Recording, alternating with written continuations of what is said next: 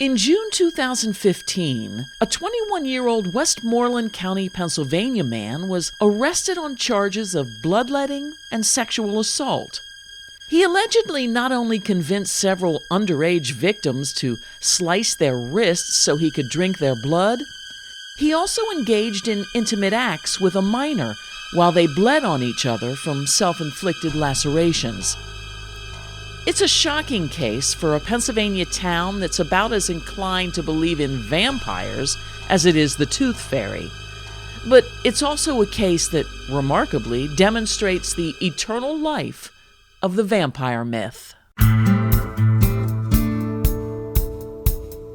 Whether it's history, crime, or legend, Stephanie Hoover has that story.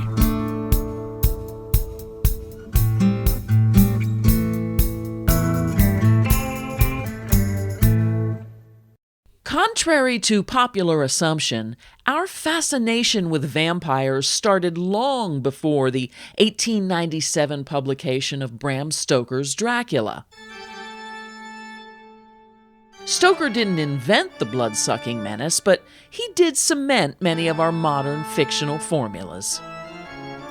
Today, mention the word vampire, and most people conjure visions of a suave, charismatic character living in an apartment-like crypt or a well-appointed mansion. Male vampires are often empathetic, fraught with guilt over their means of survival. Female vampires seem less remorseful, probably because they're usually young, and what woman, alive or dead, doesn't want eternal youth? 400 years ago, though, vampires held no charm or entertainment value. They were considered very real, half-dead killers whose victims were usually friends and family. And it wasn't the dead themselves inhabiting their own reanimated corpses, but rather an entirely different form of evil. Demons who protected themselves from decay via involuntary transfusions of the blood of the living. Many historians and theologians propose that the church inadvertently created the vampire legend by warning the faithful that corpses of suicides were susceptible to demonic possession. Religious oligarchs may have sparked the first fears of the living dead.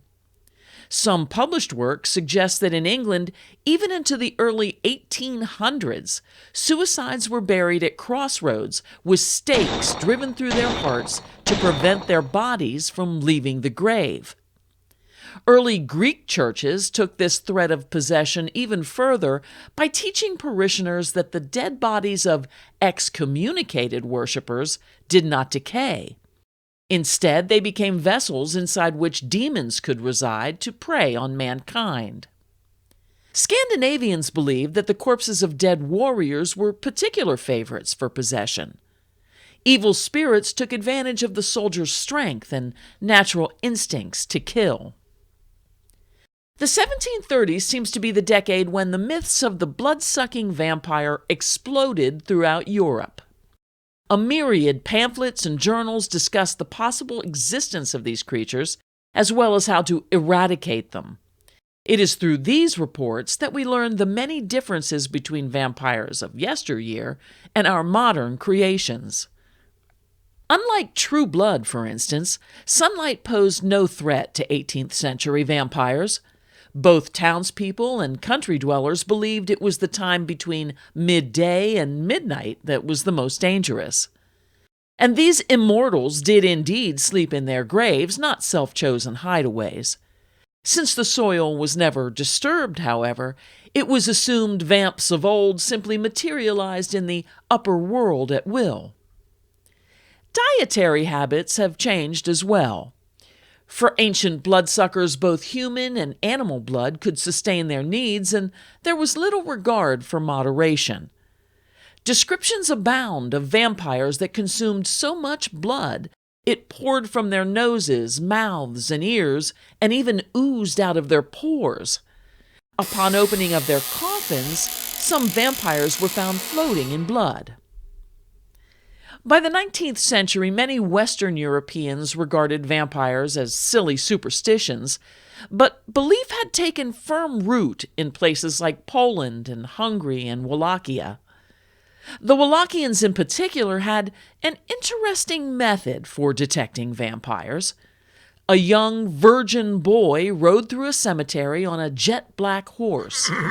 When the horse came to a grave he refused to pass, it indicated a vampire was buried beneath. This equine prognostication was confirmed by the disinterment of the body. Unlike a normal corpse, that of the half-dead had perfect flesh, flexible limbs, and its blood still flowed in liquid form.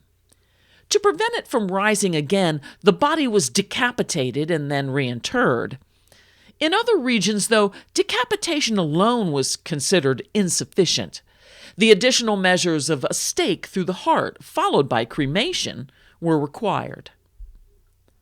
At the dawn of the 20th century, most vampire stories and legends were confined to Romania and its surrounds. Here it was believed that every victim of a vampire became a vampire, making the threat exponentially more dangerous. It's also from this region that many of today's stereotypes spread. The pale complexion, extraordinarily long canine-like teeth, a vampire's inability to drink or eat human food, and, of course, the complete lack of a shadow or reflection. Today, vampires possess an unrelenting hold on our imaginations. Though hard to find, there are even vampire-friendly night spots for those who dress and act the part of the bloodlusting undead. Self-described paranormal investigators make pilgrimages to Dracula's castle. Hardly a month goes by without a movie or a book release with some root in the myths of the revenants that once terrified villagers and vicars alike. Our love of a chilling vampire tale is as hard to kill as the creatures themselves. And even if it died, it would only come back to life stronger and more seductive. Well, that's my story about the history of vampires, part 4 of my 6-part Halloween celebration. Have thoughts or comments on this or any other episode?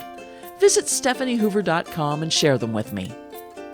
If you're a fan of Facebook, consider joining one of my 2 new discussion groups, Old Fashioned Crime or Ghosts, Monsters, and Myths.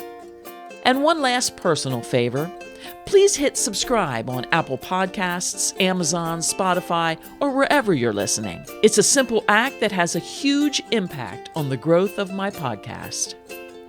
As always, this is Stephanie Hoover, thanking you for listening and reminding you, it's a crazy world out there, so till next time, be well, be happy, and be kind.